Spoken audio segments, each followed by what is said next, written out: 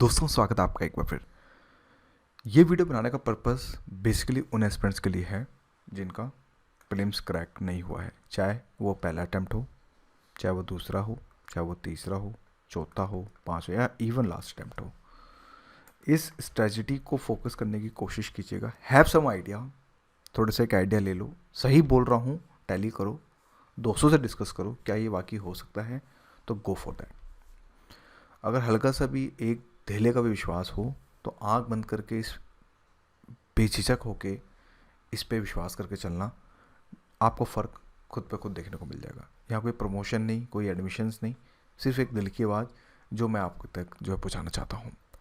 क्योंकि प्रीलिम्स ना होने के कारण जब एक ऐसी स्टेज आती है जहाँ पे तीसरा और चौथा अटैम्प्ट नहीं होता है क्रैक, प्रीलिम्स दे रहे हो लेकिन अटैम्प्ट क्लियर नहीं हो रहा है, तो फिर आदमी डिप्रेशन में, सोसाइटी के ताने, घर वालों के ताने, दोस्तों के से मजाक कि क्रैक नहीं हो रहा है, या फिर ये सारी चीज़ें, उस तरह से फ्रस्ट्रेशन होकर फिर कहीं ना कहीं आदमी डिप्रेशन की तरफ चला जाता है। बहुत सारे केसेस हमने देखे हैं, बहुत सारे केसेस मैंने सॉल्व भी किए हैं।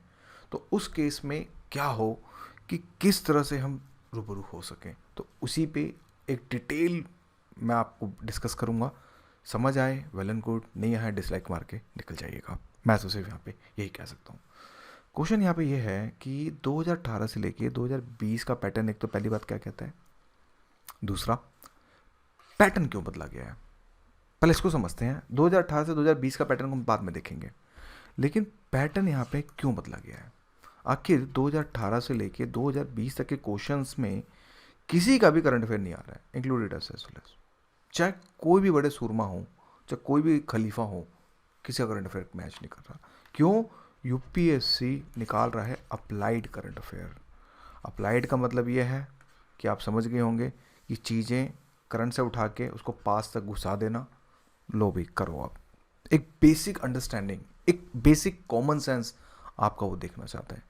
2015-2016 में क्या होता था, कोई भी करंट अफेयर की मैगजीन पढ़ लो, क्वेश्चन वहाँ से क्रैक्ड हो जाते थे।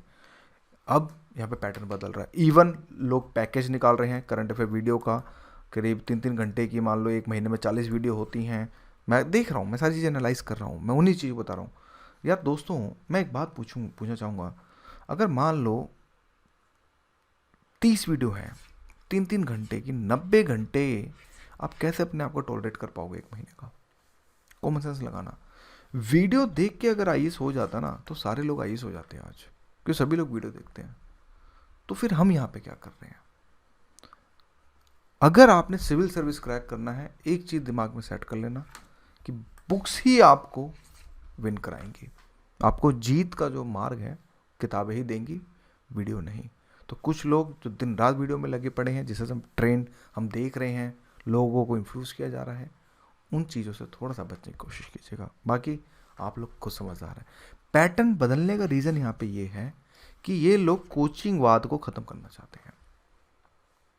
एक कोचिंगवाद का मतलब यहाँ पे ये होता है कि जो बड़े बड़े कोचिंग है, जिनके करंट अफेयर्स आते हैं, बच्चे उन्हीं को रट लेते हैं, उस चीज़ को ख़त्म करना चाहते हैं। यूपीएससी चाहता है कि एक बंदा डेली बेसिस पे हमसे फाइट करे, न्यूज़पेपर से करंट अफेयर बनाए, न्यूज़पेपर पढ़े और वहीं से क्वेश्चन अप्लाइड करके निकाले। यही पैटर्न यूपीएससी चाह रहा है। लेकिन डेली बेसिस पे न्यूज़पेपर पढ़ना, सारी चीज़ें करना, सच अ बिग टास्क। मतलब इसके लिए आपको एक स्पेशल टीम की, इवन आपको अगर बात करें तो बिल्कुल एक टीम की जो है आपको ज़रूरत पड़ सकती है मेरे हिसाब से। तो उस केस में एक सिंपल एस्पिरेंट क्या करेगा, वो यहाँ पे ये करेगा कि भैया करंट तो हमारे बस की नहीं है, स्टैटिक को मजबूत करो। अब बोलना तो आसान है, स्टैटिक को मजबूत करो। आओ ना कभी मैदान में, करंट अफेयर पढ़ के देखो और स्टैटिक पढ़ के देखो, कभी पढ़ के देखो आप स्पेक्ट्रम के 1 से 9 चैप्टर, दिमाग घूम जाता है एकदम, इतने फैक्ट्स भरे पड़े हैं। आओ कभी आर्ट एंड कल्चर करके देखो, दिमाग की दही बन जाती है, कुछ ऐसे कंसेप्ट बन जाते हैं। और साइंस टैग पढ़ो तो सर के ऊपर से निकलता है, कुछ ऐसी भी चीज़ें जो हैं आपके सामने काउंटर एग्रीमेंट मेरी तरफ से होंगे। तो क्या हो कि जिससे कि यूपीएससी प्रीलिम्स इस बार बहुत अच्छे से हम प्रिपेयर कर सकें और उन पैटर्न्स पे हम बात कर सकें। मैं आने से पहले 2-4 चीज़ों पर डिस्कस करूंगा। यानी कि यहाँ पे एक चीज़ आपको समझनी पड़ेगी कि पहले आपने फटाफट अपने पैटर्न को समझना होगा। पैटर्न को ये समझना होगा कि लेट्स सपोज अगर आपने लक्ष्मीकांत कर ली, इससे बाहर कुछ नहीं आता दोस्तों, इसी के बेस पे ही क्वेश्चन आते हैं। लेकिन इससे बाहर कुछ नहीं आता। अगर आपने इसको बहुत अच्छे से कर लिया और एक साथ में 11th क्लास की एनसीईआरटी अगर आपने कर ली, constitution and at the work या फिर संविधान का विकास, ये 2 किताबें सफिशिएंट होती हैं।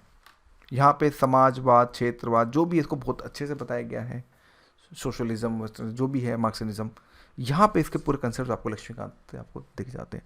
अगर आप इनके शॉर्ट नोट्स बना के अच्छे से इनको बैक टू बैक रिवाइज करें, कम से कम रिवीजन आपका, कम से कम रिवीजन मोर देन 10 टाइम्स होना चाहिए।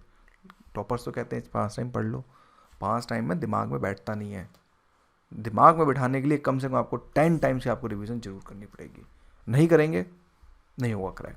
क्योंकि यूपीएससी अब क्या कर रहा है, बहुत ज़्यादा क्लोज कॉल दे रहा है ऑप्शनल में, ऑप्शंस में। मतलब कहीं ना कहीं 50-50 तो लग जाता है कि चलो यार 2 ऑप्शन तो नहीं होंगे, लेकिन 2 में कहानी फंस रही है कि यार कौन सा, और आप वही मार के आते हैं जो बिल्कुल गलत होता है। क्या करें, आदमी नहीं चाहता है गलत करना, लेकिन वहाँ पे प्रेशर इतना होता है, गलत हो जाता है। तो गलती कहीं ना कहीं आपकी नहीं है, आपका लक भी कहीं ना कहीं काम नहीं करता है। तो उस कंडीशन में क्या, लक्ष्मीकांत अच्छे से उठाया, कंसेप्ट्स के पीछे भागो, अच्छे से तैयार कर लिया। इसके जो भी है आप रिवीजन नोट, शॉर्ट नोट, जो भी व्हाट्सोएवर, हमारा पढ़ना चाहते हैं हमारा पढ़ें, अपना खुद का बनाता है खुद का पढ़ें, कोई दिक्कत नहीं है। लेकिन इसके बाद व्हाट एल्स क्या, इसके बाद आपने लगाने हैं सेक्शनल एमसीक्यू। अपनी नॉलेज को टेस्ट करना बहुत जरूरी है। हिंदी मीडियम वाले बच्चे पढ़ते बहुत हैं, मैं इनको बोलता हूँ क्लासिक गधे। क्यों बोलता हूँ, क्योंकि पढ़ते बहुत हैं लेकिन टेस्ट से भागते हैं। तो टेस्ट आपने इस बार लगाना है। सॉरी टू से, बुरा लग रहा होगा सुन के, हो सकता डिसलाइक भी करो, कोई बात नहीं, लेकिन टेस्ट से नहीं बचना है। टेस्ट लगाने हैं। कोई क्या होगा, कोई गोली थोड़ा मार देगा, क्या होगा, मार्क्स कम आएंगे, इट्स ओके। एटलीस्ट आपको अपनी औकात तो पता चलेगी, एक इंप्रूवमेंट का एरिया तो पता चलेगा कि कहाँ से गलती हो रही है, कहाँ से हमें जो इंप्रूव करना है। तो टेस्ट आपने लगो। तो इसके लिए क्या, कोई भी टेस्ट पेपर आपको जहाँ से समझ आए, कोई सा भी टेस्ट पेपर आप लगा सकते हैं। लास्ट के 3 इयर्स के किसी भी कोचिंग के एक पैटर्न के हिसाब से उसके सेक्शनल एमसीक्यू लगा लो कि कम से कम आपके पास 600-700 क्वेश्चंस आपके पास होने चाहिए। लगाओ 600-700 क्वेश्चंस के बाद करीब 50 क्वेश्चंस ऐसे मिलेंगे जो आपको अचंभित करेंगे कि हाँ यार जान थी क्वेश्चन में, मज़ा आ गया। उनके उठा के नोट्स बना लो, बस कहानी खत्म। इसी को फिर बार बार रिवाइज करो, कम से कम 10 टाइम्स रिवीजन करके जाओगे, देख लेना, मैं अरोड़ा कह रहा है कि देख लेना प्रीलिम्स जरूर निकलेगा। और खुद आप मुझे मेल करोगे या फिर टेलीग्राम पे मैसेज छोड़ के जाओगे कि सर थैंक यू आपकी वीडियो से जो मेरा बेड़ा करो। सेम चीज़ जैसे कि पॉलिटी में किया, सेम चीज़ स्पेक्ट्रम के साथ भी करो। क्या होता है, भटकाव बहुत है।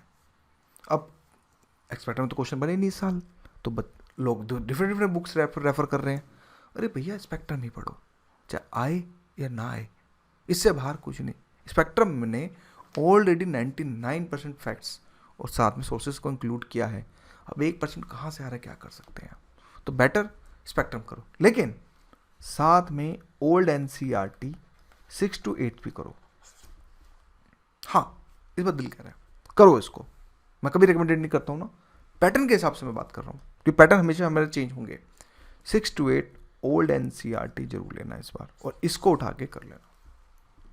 इसी को बार बार रिवाइज करना है अगेन। जब ये चीज़ें हो जाएं, जब आपके जैसे कि फॉर एग्जांपल स्पेक्ट्रम आपका हो जाए अच्छे से, फिर आप लोगों ने क्या करना है, अगेन लगाओ एमसीक्यू अच्छे से, 4 से मान लो 3 से 4 बार रिवाइज करो, फिर एमसीक्यू लगाओ।